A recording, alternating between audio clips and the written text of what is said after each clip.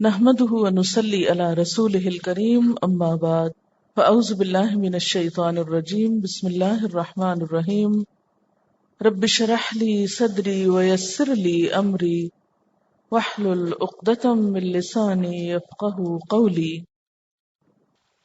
وانا لنحن نحيي ونميت، اور بے شک ہم زندہ کرتے ہیں اور ہم ہی موت دیتے ہیں، ونحن الوارثون، اور ہم ہی وارث ہونے والے ہیں۔ یعنی دنیا میں انسان کا آنا اور جانا اللہ کی مرضی کے مطابق، اگر انسان کی مرضی پر ہوتا تو شاید بہت سے لوگ آتے ہی نہ، یا آ جاتے تو پھر جاتے ہی نہ۔ لیکن یہ اللہ تعالیٰ نے اپنے ہی ہاتھ میں رکھا۔ وَلَقَدْ عَلِمْنَا الْمُسْتَقْدِمِينَ مِنْكُمْ وَلَقَدْ عَلِمْنَا الْمُسْتَأْخِرِينَ، اور ہم جانتے ہیں تم میں سے آگے بڑھنے والوں کو، اور ہم جانتے ہیں پیچھے رہنے والوں کو۔ کس چیز میں آگے بڑھنے والے اور پیچھے رہنے والے؟ ایک تو اس کا معنی پچھلی آیت سے ریلیٹڈ یوں بنتا ہے کہ کون پہلے دنیا میں آئے گا اور کون بعد میں آئے گا، اور کون پہلے جائے گا اور کون بعد میں جائے گا، اور ایک نیکیوں میں آگے بڑھنے والے اور نیکیوں میں پیچھے رہنے والے۔ وَإِنَّ رَبَّكَ هُوَ يَحْشُرُهُمْ، اور بے شک تیرا رب ہی ان سب کو اکٹھا کرے گا۔ إِنَّهُ حَكِيمٌ علیم، بے شک وہ حکمت والا ہے، علم والا ہے، یعنی اس کو سب پتا ہے کہ کون کیا کرے گا اور کیا عمل لے کر آیا ہے۔ مجھے یہ آیت بہت حیران کر رہی ہے، وَلَقَدْ عَلِمْنَا الْمُسْتَقْدِمِينَ مِنْكُمْ وَلَقَدْ عَلِمْنَا الْمُسْتَأْخِرِينَ۔ اس کا آپ سے کوئی تعلق ہے؟ آپ کے لیے کیا سبق ہے اس میں؟ کوئی پیغام ہے آپ کے لیے اس میں؟ اتنا کچھ پڑھ کے، جان کے، دیکھ کے، سمجھ کے، پھر اللہ تعالیٰ دیکھ رہے ہیں اب کون کون اٹھتا ہے اور کون کون کام کرتا ہے، کون کون نیکی میں آگے بڑھتا ہے، کون اللہ کے دین کے لیے آگے بڑھنے والوں میں سے اور کون پیچھے رہنے والوں میں سے۔ کیا یہ غور و فکر اور کائنات کی ان نشانیوں کو دیکھنے کا حکم قرآن نے نہیں دیا تھا؟ لیکن آخر کیا وجہ ہوئی کہ مسلمان کیوں پیچھے رہ گئے ان سب چیزوں میں؟ وہ صرف فضیلتوں اور برکتوں والے دین پہ جی رہے ہیں۔ یہ پڑھ لو تو اتنی برکت گھر میں ہو جائے گی، یہ پڑھ لو تو اتنی فضیلت ہو جائے گی، یہ آیت 1,00,000 دفعہ پڑھ لو، یہ 1,25,000 دفعہ پڑھ لو، بس کافی ہے، اسی سے جنت میں پہنچ جاؤ گے۔ اور جو قرآن کی باقی آیات ہیں جو ہمیں غور و فکر کی دعوت دیتی ہیں اور اللہ تعالیٰ کی پہچان کراتی ہیں، پھر ان کے لیے وقت ہی نہیں بچا ہمارے پاس۔ ہم نے دین صرف اسی کو سمجھ لیا کہ چند ایک وظائف کے مجموعے ہم خرید لیں اور ان کو صبح شام پڑھا کریں اور باقی دنیا میں کھائیں پیئیں مزے کریں بس۔ کیا یہ آپ کے فرائض میں سے نہیں کہ لوگوں کو اٹھ کے یہ سچ دکھائیں، بتائیں ان کو کہ کون رزق دے رہا ہے اور کس کو کہاں پہنچا رہا؟ کون کرے گا یہ کام؟ خود تو نہیں ہو جائے گا۔ اگر ہم میں سے ہر چیز دوسرے پہ ڈالتا رہا، اچھا دوسرے کر لیں گے، تو جن کو اللہ نے صلاحیت دی ہے، جن کے اندر سکل بھی ہے، وہ کیوں نہیں اپنے وقت کا کچھ حصہ فضول قسم کی باتیں انٹرنیٹ پہ بیٹھ کے چیٹنگ کرنے اور ادھر ادھر کی گھومنے پھرنے کی بجائے، ایک گھومنا پھرنا قدموں کے ساتھ ہوتا ہے نا، اور ایک اس مشین میں بیٹھ کے دنیا بھر میں گھومتے ہیں، یہ دیکھ لیا وہ دیکھ لیا، ان چیزوں پہ وقت ضائع کرنے کے بجائے کیوں نہیں آپ فوکس ہوتے اور ایسی چیزوں کو تلاش کرتے کہ جس سے قرآن کی ان آیات کو لوگوں تک ایک نئے انداز میں آپ پہنچا سکیں۔ کتنی ضرورت ہے کہ ایسی سلائیڈز بنائی جائیں، ایسی چیزیں تیار کی جائیں اور پھر ان کو پوری دنیا میں سرکولیٹ کر دیا جائے۔ ہم نے دنیا کو سچائی دکھائی ہی نہیں، بتائی ہی نہیں۔ آدھا کام تو انہوں نے کر دیا ہے، باقی آدھا ہمیں کرنا ہے۔ لیکن کوئی بھی کام صرف باتوں سے نہیں ہوتا جب تک آپ اپنی سکلز اور صلاحیتوں اور وقت کو اس کے لیے قربان نہ کریں۔ ہمارے اندر وہ کچھ نہیں، سستی ہے، کوتاہی ہے، بس ٹھیک ہے ہم اردیتم بالحیات الدنیا، دنیا کی زندگی پہ ہی راضی ہو کے بیٹھ گئے، یوں سمجھے بیٹھے ہیں گویا ہمیشہ یہ خوشیاں، یہ من موجیاں، یہ میلے، یہ رونقیں، یہ مزے سب دنیا میں ہمیشہ ہم ایسے ہی کرتے رہیں گے، جس کے لیے ہم بہت سا وقت، بہت سا پیسہ، سرمایہ، بہت کچھ لگانے اور نکالنے کو تیار رہتے ہیں۔ وَإِنَّا لَنَحْنُ نُحْيِي وَنُمِيتُ وَنَحْنُ الْوَارِثُونَ۔ امانت ہے، تھوڑے دن کے لیے سب کچھ پاس ہے ہمارے، بہت جلد واپس جانے والا ہے۔ ہم سمجھتے ہیں ہم ہمیشہ ایسے ہی دیکھتے رہیں گے، ہم ہمیشہ ایسے ہی باتیں کرتے رہیں گے، ہمیشہ یہ مجلسیں لگی رہیں گی، یقین ہی تو نہیں ہے ہم کو۔ ایک کتاب ہے جس کا نام ہے پرنسپل سینٹر لیڈرشپ، اس کے اندر جو لیڈرشپ کوالٹی ڈیولپ کرنے کے لیے انہوں نے کچھ چیزیں دی ہوئی ہیں، اور اس میں انہوں نے کہا کہ 3 ریسٹریننگ فورسز ہوتی ہیں، ایک ایپیٹائٹ، ایک پلیجر، اور تیسری ہوتی ہے ایسپیریشنز۔ یعنی ایپیٹائٹ میں جیسے اس آیت میں، آیت نمبر 3 میں ذرہم یاکلوا، تو جو انہوں نے کہا ہے کہ اگر یہ 3 ریسٹریننگ فورسز سے انسان اپنے آپ کو بچا لے تو پھر وہ زندگی میں کوئی لیڈرشپ کا رول ادا کر سکتا ہے، یا وہ مقصد کا تعین کر کے اس کی طرف چل سکتا ہے۔ جیسے کہ انہوں نے ایپیٹائٹ کے لیے دیا تھا کہ انہوں نے کہا تھا 3 ریزولوشن آپ کریں کہ ہم جو ہے نا ایپیٹائٹ کو اپنے کنٹرول کریں گے اور سیلف کنٹرول پہ آئیں گے، اسی طریقے سے سیلف ڈینائل اور دوسری چیزیں کہ اپنے آپ کو کنٹرول کر کے رکھنا۔ تو ایپیٹائٹ والے میں مجھے ایک بات جو کہ مجھے ہمیشہ یاد رہتی ہے، اس میں یہ تھا کہ جو لوگ بہت زیادہ کھاتے ہیں اور ہر وقت کھاتے ہیں تو وہ پھر معدے سے سوچتے ہیں، یعنی ان کا اسٹمک جو ہے اس کے تھرو وہ سب چیز سوچتے ہیں، اور اسی کے تھرو وہ زندگی، دنیا، لوگ ہر ایک کو لیتے ہیں۔ اور اسی طرح پلیجر سیکرز جو ہوتے ہیں وہ صرف ان کے جس چیز میں ان کے لیے پلیجر، انجوائمنٹ، فن ہوتا ہے وہ صرف اسی کو سمجھتے ہیں دنیا اور زندگی۔ اسی طریقے سے بیجا ایسپیریشنز جو ہیں، یہ لائک یلہم العمل، کہ آپ بہت لمبی لمبی امیدیں جس طرح کی بات ہوتی ہے، اگر یہ ایک آبسیشن اور ایک پیشن بن جائے فضول کی چیزوں کے لیے تو یہ انسان کو کہیں کا نہیں چھوڑتا، اور ایسے لوگ وہ کہتے ہیں لیڈرشپ کوالٹیز ان میں ہو ہی نہیں سکتی ہیں انلیس وہ ان 3 چیزوں کا کنٹرول نہ کریں۔ دین اللہ نے فطرت میں رکھا ہے نا، اسی لیے بعض اوقات جو لوگ غور و فکر کرتے رہتے ہیں انہی نتائج پہ جا پہنچتے ہیں جن کی طرف وحی نے ہمیں متوجہ کیا۔ لیکن آج اگر ہم دیکھیں تو ہماری زندگی انہی تینوں چیزوں کے گرد اور انہی کی فکر میں گھوم رہی ہے۔ قرآن جو ہے ایمان لانے والوں کے دل پر ایک بارش کی طرح برستا ہے اور ایک خوشگوار اثرات پیدا کرتا ہے، جبکہ مجرموں کے دل کا کانٹا بن جاتا ہے۔ میں بتا رہی تھی کہ میں نے جان ایف کینیڈی کے فادر کے بارے میں ان کی آٹو بایوگرافی پڑھی تھی، اور وہ بہت زیادہ طاقتور انسان تھے اور طاقت کو پسند کرتے تھے، اور ان کا ایک ہی ایم تھا کہ وہ ان کے بچہ جو ہے کوئی بھی وہ جا کے امریکہ کا پریزیڈنٹ بنے، اور اس چیز کے لیے انہوں نے اپنی ہر قوت، ہر طاقت استعمال کی، اور ان کے 8 یا 9 بیٹے ہوئے، اور ان کو انہوں نے ہمیشہ یہی کہہ کے پالا کہ کینیڈیز نیور کرائی، بچوں کو رونے کی بالکل اجازت نہیں تھی، کیونکہ ان کے لیے یہ تھا کہ یہ ایک کمزوری کی نشانی ہے۔ جب ان کا بیٹا جان ایف کینیڈی پریزیڈنٹ بن گیا اور وہ ان کو رخصت کر کے اپنے گھر آئے تو ان کے جسم پہ فالج کا اٹیک ہوا، اور ان کی صرف دیکھنے کی اور سننے کی قوت باقی رہ گئی، باقی تمام قوتیں اللہ تعالیٰ نے لے لیں۔ اس حالت میں بھی وہ اپنے بیٹے کو ڈائریکٹ کرتے تھے، لیکن آہستہ آہستہ کر کے ان کے وہ تمام 7-8 بیٹے ان کے سامنے فوت ہوئے، اور کوئی بھی اپنی نیچرل ڈیتھ نہیں مرا۔ وہ اپنے ٹی وی پہ سارا وقت وہ فلم لگا کے دیکھتے تھے، اور ان کو دیکھتے تھے کہ ان کی ڈیتھ دیکھتے تھے، اور وہ بچوں کی طرح رہتے تھے۔ وہ شخص جو اپنے بچوں کو کہتا تھا کہ کینیڈیز نیور کرائی، وہ خود اس بری طرح سے بچوں کی طرح بلک بلک کے اپنے تمام بیٹوں کی موت دیکھی انہیں، اور اس کے بعد ان کا انتقال ہوا۔ یعنی بذات خود صرف دیکھنا اور سننا جو ہے یہ اگر باقی رہ جائے اور آپ بول نہ سکیں اور آپ موو نہ کر سکیں اور آپ اپنی کسی بھی قوت کو استعمال نہ کر سکیں، یہ بذات خود بھی کتنا ایک حسرت آمیز منظر ہے۔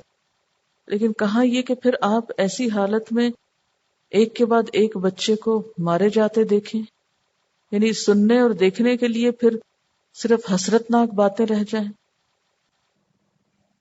وَلَقَدْ خَلَقْنَا الْإِنسَانَ مِنْ صَلْصَالٍ، اور البتہ تحقیق پیدا کیا ہم نے انسان کو بجتی ہوئی مٹی سے، من حمإ مسنون، سڑے ہوئے کیچڑ سے، یہاں پر انسان کی تخلیق کے لیے جو مادہ استعمال ہوا ہے اس کی مختلف سٹیجز کا ذکر ہے.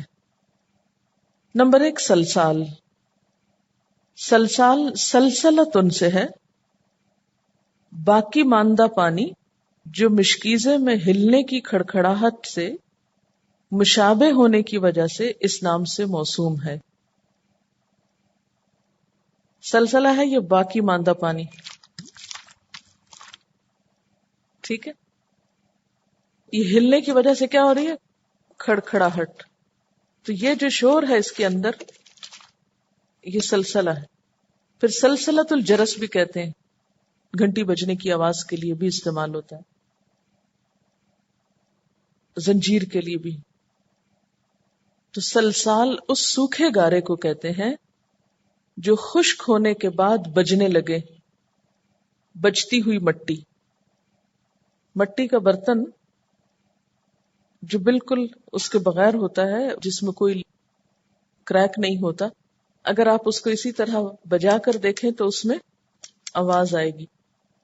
تو انسان کس سے بنا ہے؟ اس سوکھے گارے سے جس میں سے آواز آتی تھی.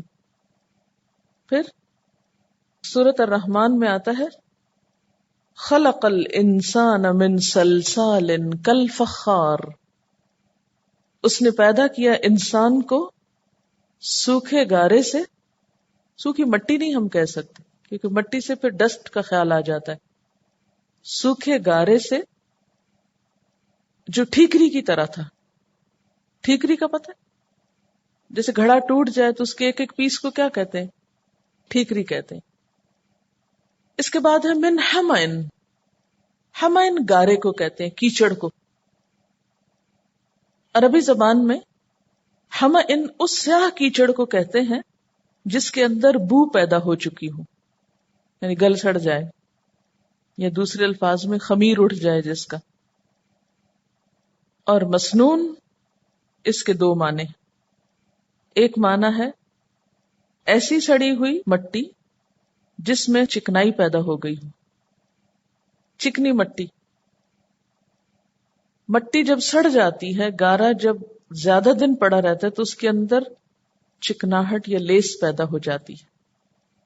اور دوسرا معنی مسنون کا ہوتا ہے قالب میں ڈھلی ہوئی، کسی شیپ میں ڈھلی ہوئی. قرآن پاک کی اور آیات میں تراب کا لفظ بھی آتا ہے، تین کا لفظ بھی آتا ہے. تراب کہتے ہیں خشک مٹی کو، ڈسٹ کو، اور تین کہتے ہیں بھیگی ہوئی مٹی کو، تین. تو یہ نون. اور پھر اس کے بعد حمئن مسنون، پھر ٹھیکری. وَلَقَدْ خَلَقْنَا الْإِنسَانَ مِنْ صَلْصَالٍ مِّنْ حَمَئٍ مَّسْنُونٍ، اور البتہ تحقیق پیدا کیا ہم نے انسان کو بچتی ہوئی مٹی سے، سڑے ہوئے گارے سے. والجان، اور جن، خلقناہ، پیدا کیا ہم نے اس کو، من قبل، اس سے پہلے. کس سے پہلے؟ آدم علیہ السلام سے پہلے. من نار السموم، آگ سے جو گرم بھاپ کی سی تھی. سموم سین میم میم سے ہے. سم زہر کو بھی کہتے ہیں. یہاں مراد ایسی ہوا ہے جو مسام میں گھس جائے. باد سموم کہتے ہیں اس ہوا کو جو جسم کے اندر گھس جاتی ہے، اور ایسی تیز ہوا جو زہر کا اثر رکھے. تو نار سموم کیا ہوا؟ لو والی آگ، جیسے دھواں کی لپٹ ہوتی ہے نا. کبھی آپ نے ایسی آگ دیکھی ہے جس میں دھواں اور آگ ملی جلی ہو، یعنی شعلہ اٹھ رہا ہو اور اس شعلے کے اندر دھواں بھی ہو. ایک ہوتا ہے نا پیور شعلہ، وہ نہیں، شعلے کے اندر دھواں بھی ہے. ضروری نہیں کہ شروع میں ہو، شروع والا جو دھواں ہوتا ہے وہ کچا کچا ہوتا ہے. یہ تو شعلہ بھڑک اٹھا ہے اور پھر اس کے اندر دھواں بھی ہے، تو اس کو من نار السموم کہا گیا. یعنی تیز حرارت مراد ہے. حدیث میں بھی آتا ہے خلقت الملائکۃ من نور فرشتے نور سے بنائے گئے. اور نور کیا ہوتا ہے؟ پیور ہوتا ہے نا. وَخُلِقَ الْجَانَّ مِن نَارٍ، جن آگ سے بنائے گئے. وَخُلِقَ آدم مِمَّا وُصِفَ لَكُمْ، اور آدم اس سے جس کے بارے میں تمہیں بیان کیا گیا. جان کا لفظ بھی جیم نون نون سے ہے. جن اس کو کہتے ہیں جو آنکھوں سے نظر نہ آئے، جو آپ کی آنکھوں کو نظر نہ آئے، جو چھپ سکے. اور جان کہتے ہیں چھپنے والے کو. اچھا، ہمارے جسم کے اندر بھی ایک جان ہوتی ہے، وہ بھی یہی لفظ ہے، کیونکہ وہ بھی نظر نہیں آتی، کہیں ہوتی ہے اور نکل بھی جاتی ہے، نہ پتہ چلتا کب آئی نہ پتہ چلتا کب گئی. جنین کہتے ہیں بچے کو جو ماں کے پیٹ میں ہوتا ہے، جو نظر نہیں آتا. تو جان کا ایک معنی تو جن ہی ہو گیا، یعنی کوئی بھی جن. لیکن ایک دوسرا معنی کیا ہے؟ بعض مفسرین کے نزدیک جس طرح انسانوں کے جد امجد کا نام آدم ہے، تو جنوں میں سے جو سب سے پہلے پیدا ہوا تھا اس کا نام جان ہے، جان نہیں. سانپ کے لیے بھی یہ لفظ استعمال ہوتا ہے. حضرت موسیٰ علیہ السلام کا عصا جب سانپ کی شکل میں ڈھلا تھا، کأنہا جان ولا مدبرا، یعنی باریک پتلے سانپ کے لیے بھی جان کا لفظ استعمال ہوتا ہے. یہ میں کیوں اس تفصیل میں جا رہی ہوں کہ یہ سارے لفظ ڈفرنٹ طریقوں سے قرآن میں یا عام زبان میں استعمال ہوتے ہیں، تو اس سے آپ کو سوچنے کا انداز بھی آئے گا. یہ سب چیزیں مجھے ایک جگہ لکھی ہوئی نہیں ملی، لیکن مختلف جگہوں سے اور مختلف دفعہ پڑھا کے جو سامنے آتی ہیں آپ کو اکٹھی مل رہی ہیں. تو پتلے سانپ کو بھی جان کہتے ہیں. حدیث میں یہ بھی آتا ہے کہ اگر تم گھروں میں سانپ دیکھو تو مارنے سے پہلے کہو کہ اگر وہ جن ہے تو چلا جائے، اگر نہ جائے تو پھر مارو. یعنی سانپ کو دیکھتے ہی مارنے کو مت دوڑو، پہلے اس کو جانے کے لیے کہو، کیونکہ جنات جو ہوتے ہیں وہ بعض اوقات سانپ کی شکل میں بھی آ جاتے ہیں. ان کے اندر اللہ نے یہ قدرت رکھی ہے کہ وہ اپنا حلیہ بدل لیں، مختلف شکلوں میں آ سکتے ہیں.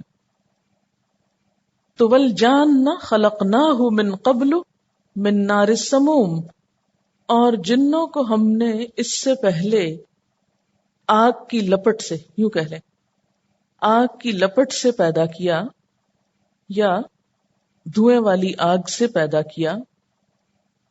اب یہ دونوں کی پیدائش کا ذکر ساتھ ساتھ کیوں ہوا؟ کہ بہت سے لوگ جنوں کو مانتے ہی نہیں، کیونکہ ہم نہیں بلیو کرتے. وہ اس کی وجہ یہ ہوتی ہے کہ لوگ بہت مادہ پرست اور ظاہر پرست ہو گئے، اور اس مادہ پرستی کی محبت میں بعض اوقات قرآن کی واضح آیات کا بھی انکار کرنے لگتے ہیں.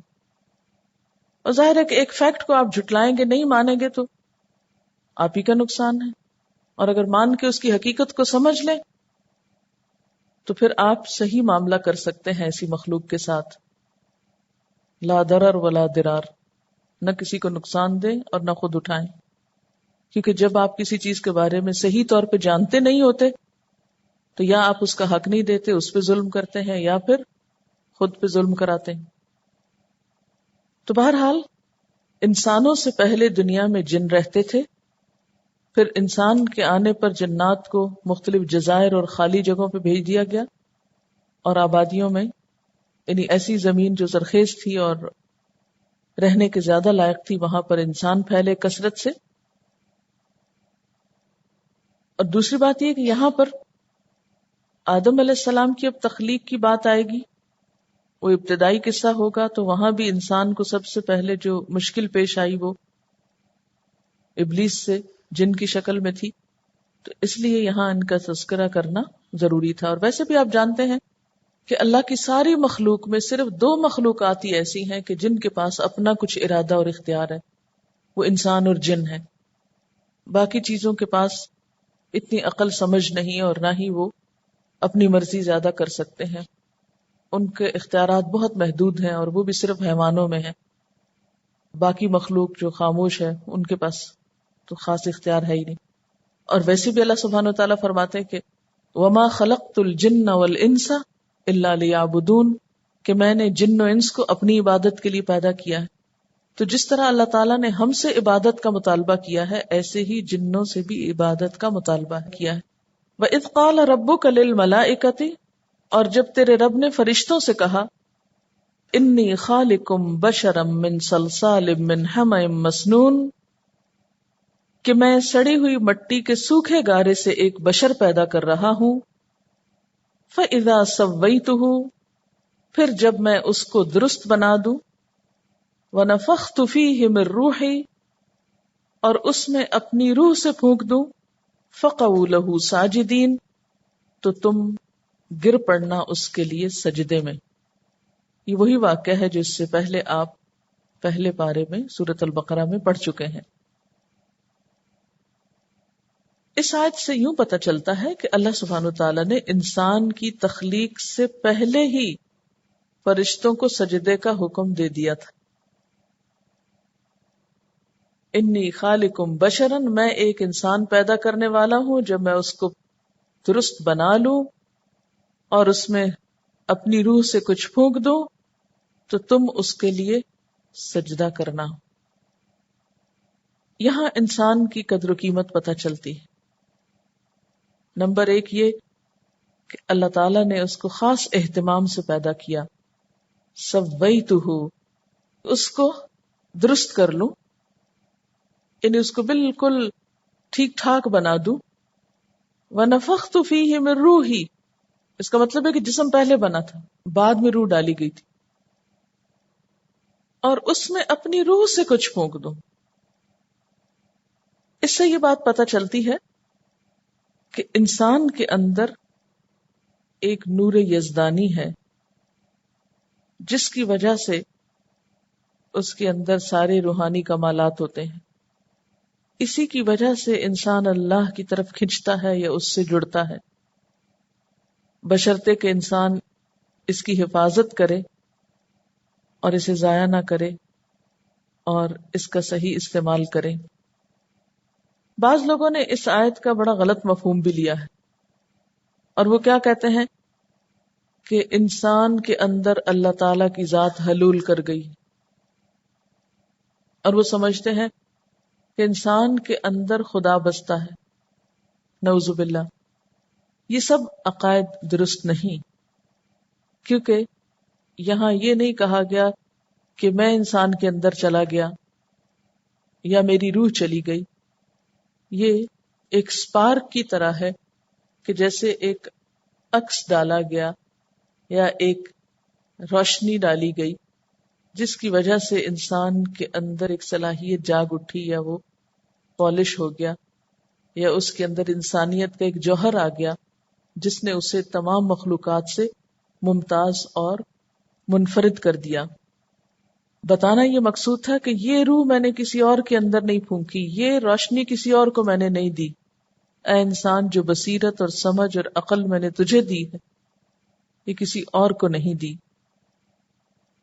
اسی وجہ سے انسان کے اندر جو اختیار اور ارادہ اور عقل اور شعور ہے، بولنے کی قوت ہے، سمجھنے کی قوت ہے، یہ اسی وجہ سے ہوئی کہ اللہ تعالیٰ نے اس کو خاص قسم کی قوت عطا کی. مثلا آپ دیکھیں کہ جیسے سورج ہے تو سورج یعنی اللہ تعالیٰ کو کسی سے تشبیہ نہیں دے سکتے، لیکن بلا تشبیہ ایک مثال سے بات تھوڑی سی سمجھانا چاہوں گی کہ جیسے مثلا سورج نکلتا ہے، اس کی کرن آپ پہ پڑتی ہے، ذرے پہ پڑتی ہے، مختلف چیزوں پہ پڑتی ہے. کیا آپ یہ کہہ سکتے ہیں کہ سورج ان کے اندر حلول کر گیا؟ نہیں کہہ سکتے نا. سورج تو اپنی جگہ ہے، صرف اس کی روشنی نکل کر ہم پر پڑی ہے. اب اس کی وجہ سے کیا ہوتا ہے؟ جب وہ روشنی پڑتی ہے ہر چیز چمک اٹھتی، لیکن سورج کا کوئی حصہ ان چیزوں کے اندر تو نہیں آتا. کہ آتا ہے؟ نہیں آتا. تو اللہ تعالی نے بھی اپنی ایک خاص روشنی جو تھی وہ انسان کے اوپر ڈالی، جس سے انسان کے اندر خاص قسم کی صلاحیت پیدا ہوئی جو باقی مخلوق میں نہیں ہوئی. اب وہ کیسے ہوا اور کیا ہوا اور طریقہ کیا تھا یہ ہمیں نہیں بتایا گیا، صرف جتنا بتایا کہ اتنا ہی جان لینا کافی ہے. فسجد الملائکۃ کلھم اجمعون، تو سب فرشتوں نے اس کو سجدہ کیا، سب کے سب نے. کلھم اجمعون، اس سے کیا پتہ چلتا ہے کہ جتنے بھی فرشتے تھے سب جھکے تھے. ان کی تعداد کتنی ہمیں کچھ اندازہ نہیں، ان گنت ہے، بے شمار ہیں فرشتے. اب آپ سوچیں کہ ایک مخلوق بنی ہے، اس پر اللہ نے اپنا عکس ڈالا ہے، خاص صلاحیتیں دی ہیں، سارے فرشتے اس کے آگے جھکے ہوئے ہیں. ذرا امیجن کریں، اپنی قدر پہچانے، کتنی عزت دی اللہ نے آپ کو. وَلَقَدْ كَرَّمْنَا بَنِي آدم. لیکن ہم اتنی نعمتیں پا کر اللہ تعالی کے ساتھ کیا معاملہ کر رہے ہیں کہ انسان سے بڑھ کر نافرمان بھی کوئی نہیں. الا ابلیس، سوائے ابلیس کے، وہ نہیں جھکا. ابا، اس نے انکار کر دیا. ان یکون مع الساجدین، کہ وہ سجدہ کرنے والوں کا ساتھ دے. قال یا ابلیس، اللہ تعالیٰ نے فرمایا اے ابلیس، ما لکا، تجھے کیا ہوا، اللہ تکون مع الساجدین، کہ تو سجدہ کرنے والوں کے ساتھ شامل نہیں. قال لم اکن لاسجد لبشر خلقته من صلصال من حمأ مسنون. لم اکن، میں نہیں ہوں، میرا نہیں یہ کام، لاسجد، کہ میں سجدہ کروں، لبشر، کسی انسان کو، اور انسان بھی ایسا کہ جسے تو نے سڑی ہوئی مٹی کے سوکھے گارے سے بنایا. یعنی انسان کو اس نے حقیر سمجھا. اور حقیر سمجھنے کی وجہ کیا ہے؟ اس کی بشریت، کہ یہ بشر ہے اس لیے میں اس کے آگے نہیں جھکوں گا. انسان کے بشر ہونے کی وجہ سے اس نے انسان کے آگے جھکنے سے انکار کیا. اب بنیادی طور پر تو اس کا تکبر تھا. جب حکم اللہ کا تھا تو اسے جھک جانا چاہیے تھا. سارے فرشتے جس کے آگے جھکے ہوئے ہیں، تمہیں کیا مشکل کہ تم نہ جھکو؟ لیکن تکبر نے اسے جھکنے نہ دیا. قال فاخرج منہا، فرمایا اس سے نکل جا. کس سے نکل جا؟ یعنی ملائے اعلیٰ سے، یہاں سے چلا جا. یعنی اب تجھے فرشتوں کی ہم نوائی اور فرشتوں کی مجلس نصیب نہ ہوگی. چونکہ اس سے پہلے وہ بہت عبادت گزار تھا نا، تو اپنی عبادت کی وجہ سے وہ فرشتوں کے ساتھ ساتھ رہتا تھا، اسے ان کی دوستی نصیب ہوئی تھی. لیکن ایک سجدے کے انکار نے اور تکبر نے اسے راندہ درگاہ کر دیا. لیکن ایک سجدے کے انکار نے اور تکبر نے اسے راندہ درگاہ کر دیا. فَإِنَّكَ رَجِيمٌ، بس یقیناً تو مردود ہے، دھتکارا ہوا ہے، اللہ کی رحمت سے دور ہے. وَإِنَّ عَلَيْكَ اللَّعْنَةَ إِلَى يَوْمِ الدِّينِ، اور بے شک تجھ پر لعنت ہے جزا سزا کے دن تک، قیامت کے دن تک. لعنت کا کیا مطلب ہے؟ رحمت سے دوری. قال رب فانظرنی الی یوم یبعثون، کہنے لگا اے میرے رب مجھے مہلت دے اس دن تک جب سب لوگ دوبارہ اٹھائے جائیں گے. قال فانک من المنظرین، فرمایا کہ بے شک تو مہلت دیے جانے والوں میں سے ہے، تجھے مہلت ہے. الی یوم الوقت المعلوم، اس دن تک جس کا وقت معلوم ہے. کس کو معلوم ہے؟ اللہ تعالیٰ کو. وآخر دعوانا ان الحمد للہ رب العالمین. سبحانک اللہم وبحمدک، نشہد ان لا الہ الا انت، نستغفرک ونتوب الیک. والسلام علیکم ورحمۃ اللہ وبرکاتہ.